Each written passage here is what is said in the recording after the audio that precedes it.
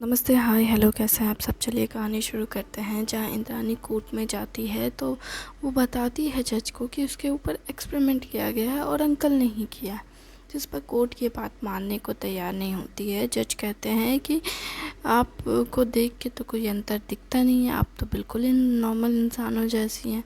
जिस पर वो कोर्ट जज को कहती हैं कि आप विचार करने से पहले, फ़ैसला सुनाने से पहले बहुत सोचते समझते हैं, तब जाकर आप डिसीज़न लेते हैं। आपको डर है कि आपके फ़ैसले से किसी की बेगुनाह की ज़िंदगी बर्बाद ना हो जाए। जिस पर वो कहते हैं कि ये तो हर जज की अपनी ज़िम्मेदारी होती है, उसे तो ये करना ही चाहिए। जिस पर वो कहते हैं कि नहीं, इंद्राणी कहती है। तो वो कहते हैं कि कैसे, तुम ये कैसे कह सकती हो नहीं। जिस पर वो कहते हैं है कि यहाँ पे आपके अलावा यहाँ पे और भी जज आए और गए। बाहर में मैंने बहुत सारे जजों को देखा है, वो सभी जज ऐसा नहीं सोचते। जिस पर वो कहते हैं कि तुम किसी का माइंड, अगर तुम ये कहने की कोशिश कर रही हो कि तुम लोगों का दिमाग पढ़ सकती हो, तो मुझे लगता है कि तुम पूरी तरीके से सही नहीं हो। क्योंकि यहाँ पे हमारे खुद के देश में ऐसे बहुत सारे ढोंगी मिल जाते हैं जो ऐसे दावे करते रहते हैं। जिस पर वो कहते हैं यार ठीक है, तुम्हें कुछ और बता दूँ। जिस पर वो कहती हैं कि ठीक है, तुम्हारी मर्ज़ी। जिस पर वो कहती है कि आपकी शादी हो चुकी है। ऑफकोर्सली मेरी इतनी उम्र हो रही है तो शादी हो ही गई होगी। नहीं, ये कोई मतलब थोड़ी ना है। यहाँ पे एक और जज है, मिस्टर कानवाल, उनकी तो शादी नहीं हुई है। जिस पर वो कहते हैं ये तुम्हें कैसे पता। जिस पर वो कहती है कि मुझे ये बात इसलिए पता है क्योंकि मैं अभी वहाँ से क्रॉस करके आई, जब वो क्रॉस कर रहे थे उनकी आंखों में दिखा। अच्छा, खैर ये तो बातों से पता चल जाता है, तुम पूरी रिसर्च करके आई हुई होगी। जिस पर इंद्राणी कहती है ठीक है, मैं कुछ और कहती हूँ या कुछ और करती हूँ। जिस पर वो जज के सामने एक स्टील का पेन पड़ा हुआ था, उस पेन को वो अपने हाथ में ले लेती है। जज हैरान, वो कहते हैं ये पेन तो मेरे पास था, तुम्हारे पास कैसे गया। जिस पर इंद्राणी कहती है मैंने अभी अभी आप ही के सामने से इसे अपने पास खींचा है। जिस पर वो कहते हैं ऐसा नहीं हो सकता। जिस पर इंद्राणी कहती है ऐसा कैसे नहीं हो सकता, ठीक है मैं आपको देती हूँ। वो अपने हाथ को फैलाती है और पेन उनके पास चला जाता है और ठीक उनके हाथ में चला जाता है।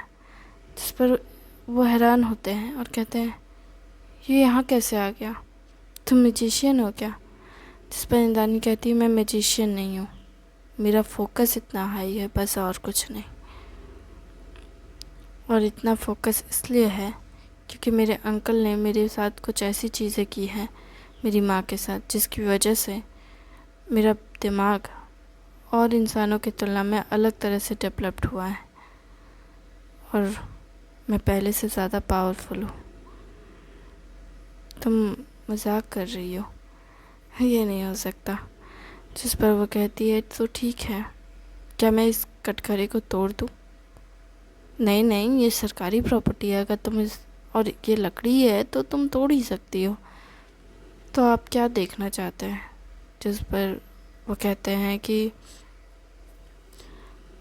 कुछ कुछ अलग सा। जिस पर इंद्राणी कहती है आपको डर लग रहा है,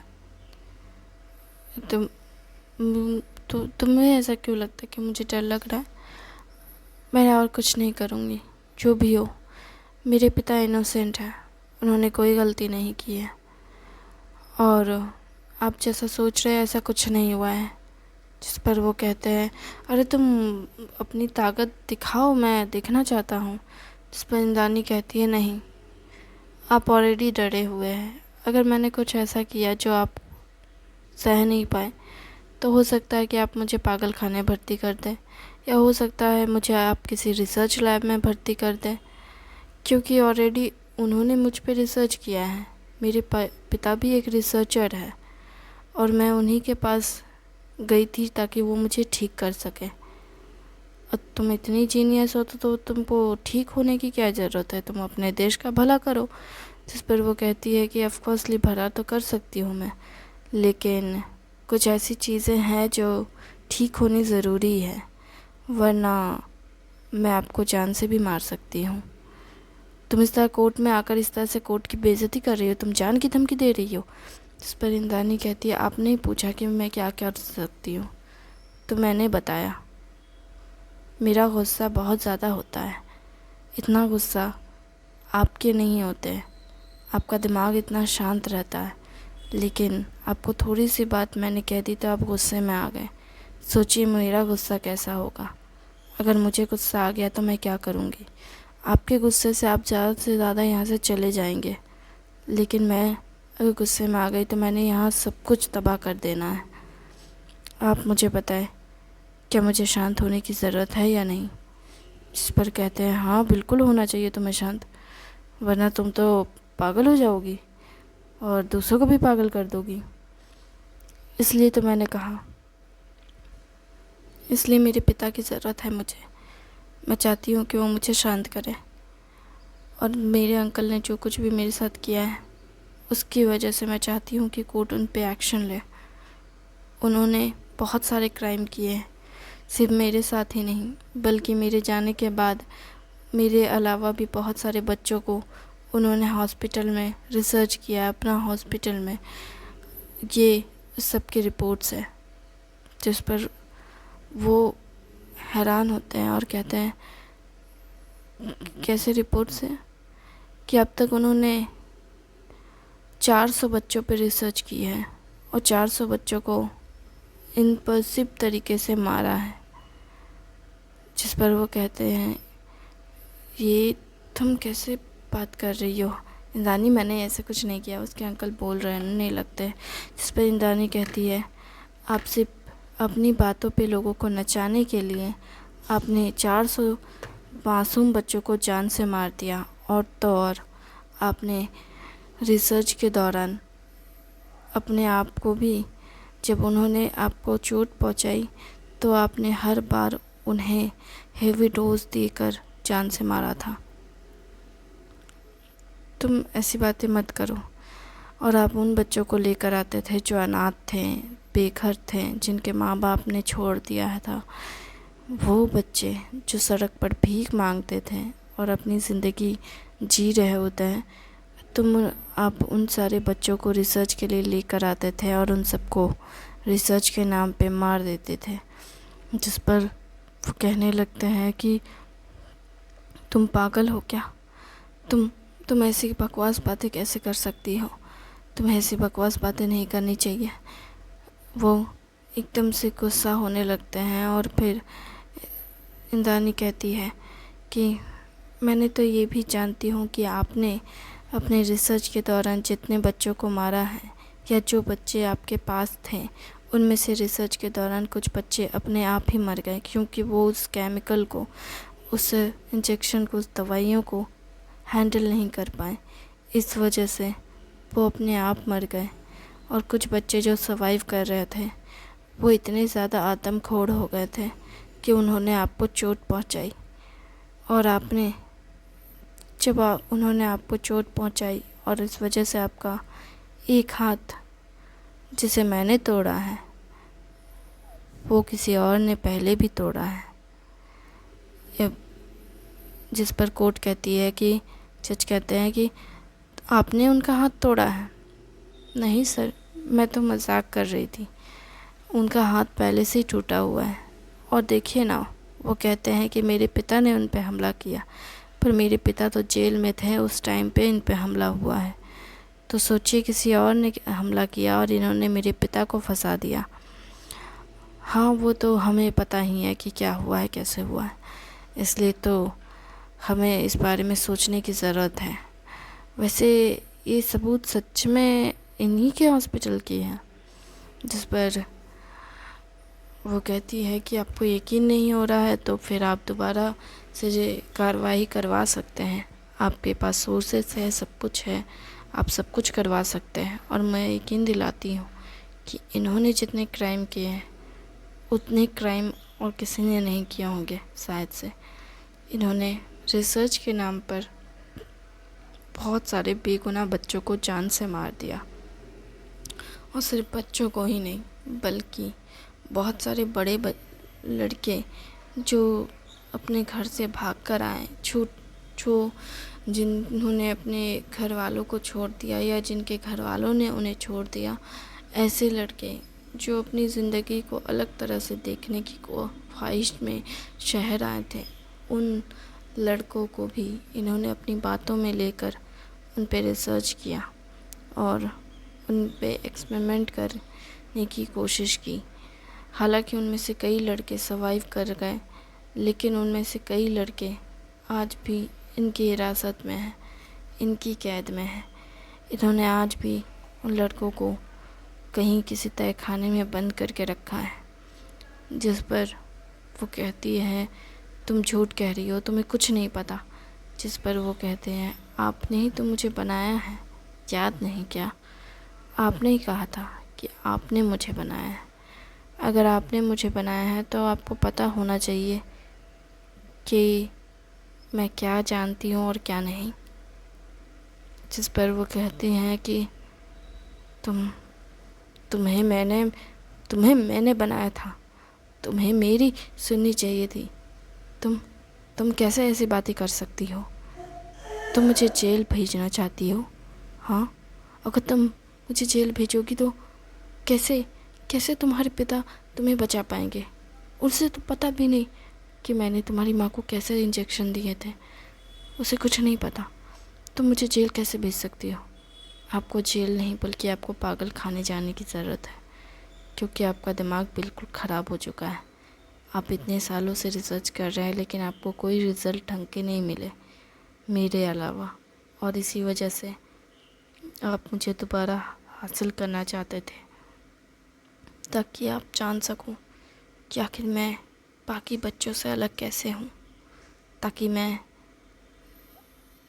मैं जो कुछ भी आज बन पाई हूं वो कैसे बनी हूं। और आपको ये जानना है, और बहुत जल्द अगर आप मुझ पे ये रिसर्च कंडक्ट कर पाते और पहले के और आज के रिज़ल्ट को कंपेयर करते तो आपको पता चलता कि क्या हुआ है क्या नहीं। और इस वजह से आप पूरी दुनिया भर में अपना नाम कमाने की कोशिश में लगे थे, लेकिन नाम कमाना किसी बेगुनाह को मारकर कैसे अच्छा हो सकता है मुझे बता सकते हैं? अगर आप मुझे सच में बेहतरीन इंसान मानते हैं कि आपकी मैं बहुत अच्छी एक्सपेरिमेंटल रिज़ल्ट हूँ, तो मुझे बताइए वो 400 लोगों को क्यों मार दिया आपने? किस लिए? वो तो बेगुनाह थे ना। फिर उन बेगुनाह बच्चों को क्यों मारा आपने? क्यों और भी ऐसे लड़के या लड़कियां आपके अंदर, आपके आसपास हैं जिन्हें आपने अपने इशारों में नचाया? क्योंकि मैं आपकी बातों में नहीं आती, इसलिए वो लड़कों को आप अपने शब्दों पे नचाते हैं। आप जो कहते हैं वो करते हैं, जैसा आप बोलते हैं वैसा वो करते हैं। आप अगर उसे कहोगे कि ये जज को मार दे तो आप वो मार भी देंगे और ख़ुद भी मर जाएंगे। आप एक ऐसे टाइम ट्रैकर बम की तरह इस्तेमाल कर रहे हैं उन लड़कों को, लड़कियों को जो आपके इशारों पे नाचे, है कि नहीं? जिस पर वो कहते हैं कि ऐसा कुछ नहीं है। कोर्ट को कहते हैं जज मैं सच कह रहा हूँ, मैं ऐसा कुछ नहीं कर रहा। आप क्या कर रहे हैं क्या नहीं ये तो वक्त की बारे में बाद में बात होगी। पहले तो अभी इस केस की मैं सुनवाई कर देता हूँ। मिस्टर ईशांत, मैं आपसे माफ़ी चाहता हूँ कि आपने इतना कुछ आपको फेस करना पड़ा, लेकिन अब आपको कोर्ट बाइज्जत बरी करती है और मिस्टर वीरेंद्र देवकुंडू आप पे कार्रवाई होगी। आपके हॉस्पिटल को सीज़ किया जाएगा, हॉस्पिटल आप अब पुलिस की निगरानी में रहेंगे। आप इधर उधर कहीं नहीं जा सकते। आपको 24 आवर्स के लिए पूछताछ के लिए भी आना पड़ेगा। और तो और आप पे सख्त से सख्त कार्रवाई होगी। अगर आपके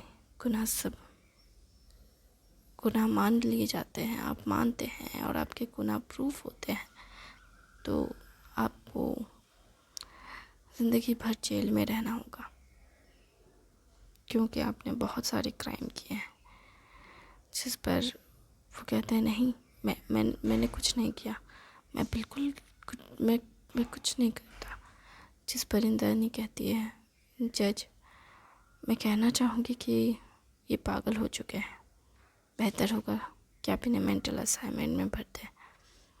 जिस पर वो कहते हैं कि ठीक है, आपकी मानसिक संतुलन ठीक है या नहीं, इसके ऊपर भी हम रिसर्च करेंगे। इस पे भी आपका टेस्ट वगैरह होगा। जैसे कि आप रिसर्च करते हैं दूसरों पे, तो आप पे भी रिसर्च होना चाहिए ना थोड़ा।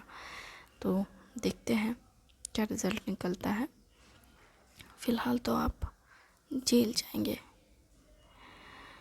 और नहीं, मैं जेल नहीं जा सकता, मैं बिल्कुल नहीं जा सकता। केस किसी और पे था, अब इल्ज़ाम मुझ पे लगा रहे हैं, ऐसा नहीं हो सकता। मैं जेल नहीं जाऊंगा। जिस पर वो कहते हैं, यहाँ जज मैं हूँ, तुम नहीं, और चूँकि मैं जज हूँ तो मैं जो फैसला करूँगा वो आपको मानना पड़ेगा। जिस पर वो कहते हैं नहीं। फिर वो ये बोल करके बाहर भागने लगते हैं। तभी पुलिस उन्हें पकड़ती है। पुलिस जैसे उन्हें पकड़ती है तो वो और 2 लड़कों के साथ जो कि वो आए होते हैं, वो 2 लड़के पुलिस वाले को उठाकर फेंक देते हैं। जिस पर वो कहते हैं कि जिस पर वो जज की ओर देखते हैं। जज कहते हैं, ये क्या हो गया? जिस पर वो जाने लगता है बहुत शान से जज की ओर देखने के बाद। फिर जिस पर इंद्रानी कहती है, देखा आपने वो क्या कर रहे हैं और क्या नहीं। जिस पर जज कहते हैं कि इसे तो रोकना ही होगा।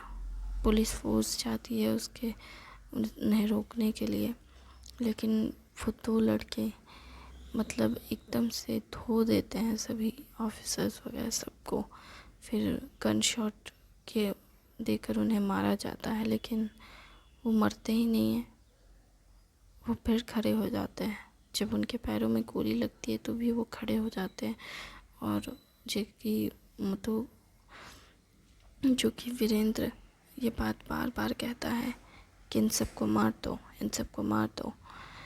तो वो बार बार और वो वहाँ पे मौजूद सभी लोगों को एक एक करके मारने लगता है। पुलिस वालों को तो पहले धो देते हैं, उसके बाद फिर आम आदमी पे झपटने शुरू करता है वो लोग, क्योंकि उन्होंने कहा था कि सबको मार दो, सबको मार दो, तो इसलिए वो सभी को मारने लगते हैं।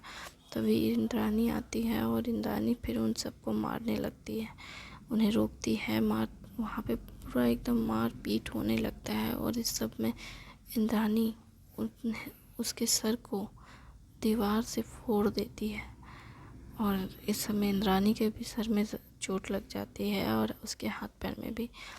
तो जब वो दोनों के सर को फोड़ती है तब जा कर के वहाँ का माहौल शांत होता है। लेकिन इस सब में इंद्रानी एकदम से खून से सन जाती है। उसके पूरे हाथ पैर और पूरे चेहरे पे खून लगा होता है।